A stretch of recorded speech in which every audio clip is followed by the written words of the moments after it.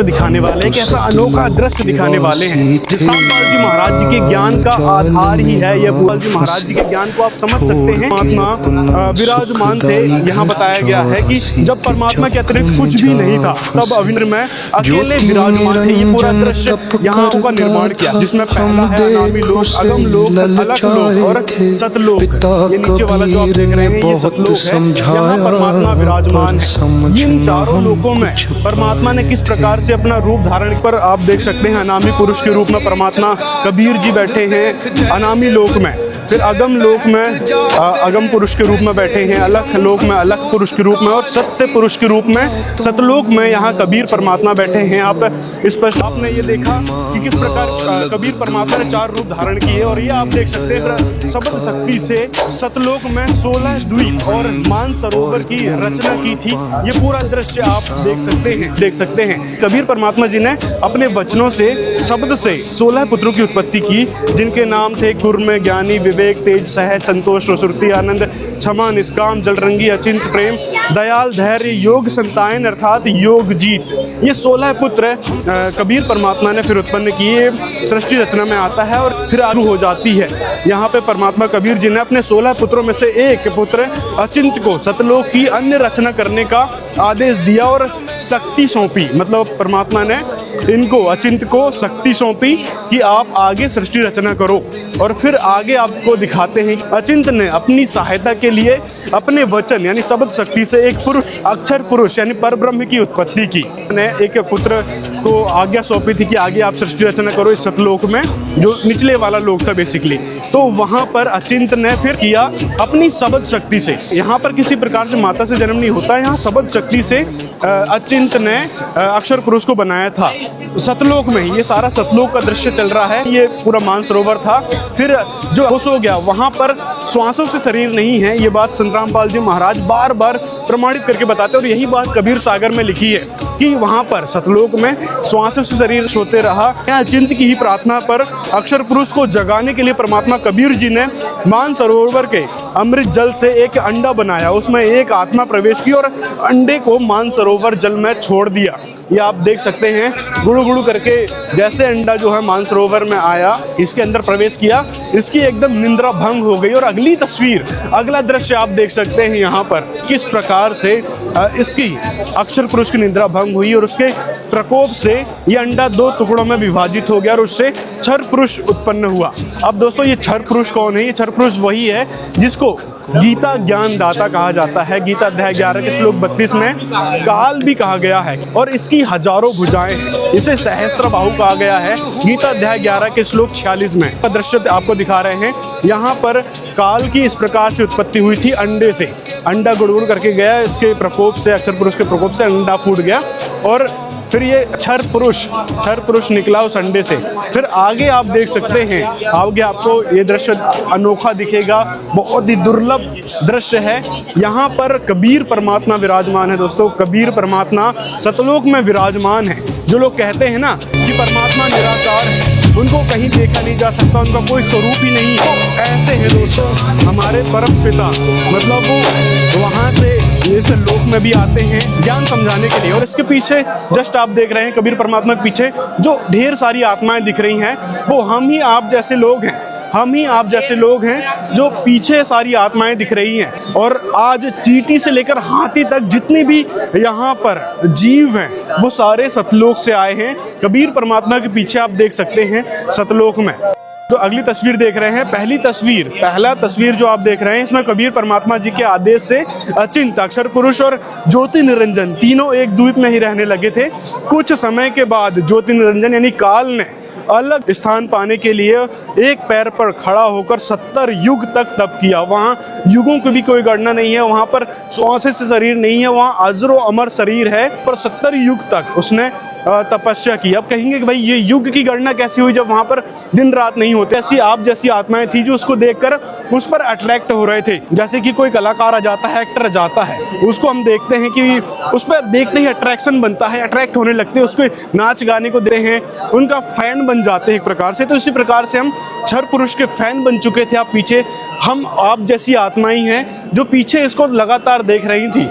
और फिर अगली तस्वीर जो यहाँ पर देख रहे हैं, परमात्मा कबीर जी ने ज्योति निरंजन की इच्छा अनुसार 70 युग तक तप करने के फलस्वरूप उसे 21 ब्रह्मांड दे दिए। 21 ब्रह्मांडों की डिमांड क्षर पुरुष ने की थी परमात्मा कबीर जी से, तो तथास्तु करके मतलब उसको 21 ब्रह्मांड कबीर परमात्मा जी ने दे दिए थे। ये तस्वीर आप देख सकते हैं, ये सतलोक का ही सारा नज़ारा आपको दिखा रहे हैं। ये सतलोक में किस प्रकार से सृष्टि है, किस प्रकार वहाँ पर सारी चीज़ें हुई थी। 21 ब्रह्मांड ले लिए। फिर ज्योति निरंजन काल के मन में आए इच्छा हुई कि इन ब्रह्मांडों की रचना करने के लिए सामग्री चाहिए, इसलिए उसने दूसरी बार 70 युग तक एक पैर में खड़ा होकर तप किया। ज्योति निरंजन को तप करता देख कर हम सब उस पर फिर मोहित होने लगे। पीछे आप देख सकते हैं, फिर हम उस पर मोहित होने लगे। दूसरी बार वो फिर तपस्या कर रहा था। फिर परमात्मा ने उसे 5 तत्व और 3 गुण दिए, जिसमें रजगुण, सतगुण और तमगुण, और ये है पृथ्वी, जल, आकाश, वायु। ये 5 तत्व और 3 गुण कबीर परमात्मा ने उसको 70 युग तक तपस्या जो उसने की, हठयोग करने लगा। मतलब एक जिद कह सकते हैं, उसने जिद कर दी थी एक पैर से खड़ा होके। वो कुरम्ब के पास है। जब ज्योति निरंजन कुर्म जी के पास गया, उस समय कुर्म जी ध्यान अवस्था में थे। ज्योति निरंजन ने बिना किसी शिष्टाचार और प्रार्थना किए ही जबरदस्ती कुर्म जी का मुकुट उतारा, जिसके बाद उस मुकुट से 5 तत्व 3 गुण रजगुण, सद्गुण, तमगुण निकले। ये आप पूरा तस्वीर देख सकते हैं किस प्रकार से ये रजगुण, सद्गुण, तमगुण और ये सारी चीज़ इस कुरम के शीश पर रखी थी, वो निकली। आगे आप देख सकते हैं इसने फिर से तपस्या प्रारंभ कर दी, मतलब फिर से हठ योग करना शुरू कर दिया। 21 ब्रह्मांड की रचना करने के बाद ज्योति निरंजन ने सोचा कि कुछ आत्माएं भी होनी चाहिए, अकेले का मन नहीं लगेगा। इसलिए ज्योति निरंजन काल ने तीसरी बार 64 युग तक तप किया पाने के लिए। हम जैसी, आप जैसी जो आत्माएं थी, उनको पाने के लिए कि मैं अपने जो 21 ब्रह्मांड हैं, जिसको 3 गुण 5 तत्व मिल रखे हैं, उसके जरिए करेगा जो भी है। तो इसके लिए इनने आत्मा भी मांगी कि हम वहाँ घुमा फिरा करेंगे। लेकिन अब ये जो गुण है ना, जो 5 तत्व 3 गुण हैं, ये इस पर हावी होने लगे, क्योंकि इसको स्वाभाविक रूप से तो दिए नहीं गए थे, इसने जबरदस्ती लिए थे। तो ये गुण इन पर हावी होने लगे, इस क्षर पुरुष पर हावी होने लगे, जिस कारण इसने आगे बढ़ाते हैं। फिर आगे आप देख सकते हैं, इस 64 युग तप करने के बदले कबीर परमात्मा ने बोला, कबीर परमात्मा से इसने प्रार्थना की कि मुझे कुछ आत्माएं दे दो परमात्मा जी। लेकिन परमात्मा जी ने कहा कि सभी प्रिय हंस आत्माएं मेरा अंश है, मैं उन्हें किसी भी तप जप साधना के प्रतिफल में नहीं दे सकता। अगर कोई हंस आत्मा अपनी इच्छा से तुम्हारे साथ जाना चाहती है तो वो जा सकता है। ये बात कबीर परमात्मा ने कि भाई जो आपसे अट्रैक्टेड हैं, कबीर परमात्मा क्योंकि उस समय भी चेताए करते थे कि आप इसकी ड्रामेबाजी को मत देखो। बार बार परमात्मा और क्षर पुरुष, हम जैसी आत्माओं, आप जितने भी ये हाथ खड़ा किया था, पहली इसने आत्मा ने हाथ खड़ा किया था, इसकी देखा देखी आगे आप देख सकते हैं हम सभी ने हाथ खड़ा कर दिया। सभी ने हाथ खड़ा कर दिया कि भाई हम भी जाना चाहते हैं इस क्षर पुरुष के साथ। तो परमात्मा की दृष्टि से सबसे पहले जिसने हाथ खड़ा किया था उसको तो एक स्त्री रूप में बना दिया, स्त्री रूप बना दिया। और स्त्री रूप, अब ये भी कहेंगे भाई परमात्मा ने उस आत्मा को स्त्री रूप क्यों बनाया, एक पुरुष का रूप बना भी सकते थे। पुरुष का रूप बनाते तो यहाँ पर ये सारी चीज़ें होती नहीं, हम दुखी नहीं होते। तो कारण था कि कबीर परमात्मा ने इस क्षर पुरुष की परीक्षा लेनी थी कि ये सतलोक में रहने लायक भी है या नहीं। दुर्गा जी का सुंदर युवा शरीर देखकर ज्योति निरंजन काल प्रकृति देवी यानी देवी दुर्गा जी के साथ अभद्र गतिविधि करने लगा। ये अभी अभद्र गतिविधि क्यों करने लगा, कि उसका कारण था वो जो 3 गुण है ना, वो इस पर हावी होने लगे, इसके कंट्रोल से बाहर होने लगे दुर्गा के साथ। मतलब ये वही हंस आत्मा जिसने पहली बार हाथ खड़ा किया था और अब यहाँ पर रो रहा है कि भाई देखो ये क्या क्या बनी मेरे साथ। आगे आप देख सकते हैं ये देवी दुर्गा जो है उसके पेट में चली गई फिर कि किसी प्रकार से तो बचाव हो, इस दुष्ट से कैसे बचा जाए। तो फिर परमात्मा से अंदर आप देख सकते हैं उसके पेट के अंदर रह के और प्रार्थना कर रही है परमात्मा से वो आत्मा कि परमात्मा मुझे बचाओ। लेकिन परमात्मा के आत्मा जोग जीवित के रूप में आए और उस आत्मा को फिर बाहर निकाला। यहाँ पर आप देख सकते हैं किस प्रकार से अगला दृश्य यहाँ देख सकते हैं कि किस प्रकार से फिर वो आत्मा रो रही है। ये क्षर पुरुष है, ये जोग जीत के रूप में स्वयं कबीर परमात्मा आए हुए थे और इन दोनों को फिर यहाँ से निकालने का आदेश दे दिया कि भाई तुम निकलो यहाँ से। परमात्मा कबीर जी ने अपने पुत्र जोग जीत के रूप में ज्योति निरंजन की इस अभद्र हरकत के कारण ज्योति निरंजन देवी दुर्गा को 21 ब्रह्मांड सहित सतलोक से निष्कासित कर दिया और तभी से ज्योति निरंजन का नाम काल पड़ गया। परमात्मा ने जोगजीत के रूप में इनको 21 ब्रह्मांड सहित वहां से निष्कासित कर दिया। कहाँ से? सतलोक से, कि तू यहाँ रहने लायक नहीं है। 16 संख्य कोस दूर इस को भेज दिया है, 21 ब्रह्मांडों को, काल को, दुर्गा को, इसको 16 संख्य दूर भेज दिया सतलोक से। सतलोक से निष्कासित होने के बाद ज्योति निरंजन काल का रूप बदल गया। मतलब वहां पर कितना सुंदर रूप था उसका आप देख सकते हैं। और याद है 21 ब्रह्मांडों की सृष्टि रचना का संचालन के लिए 3 गुण, श्री ब्रह्मा जी, श्री विष्णु जी और श्री शिव जी की उत्पत्ति की, उन्हें अचेत कर दिया, उनको अचेत अवस्था में रखा गया है।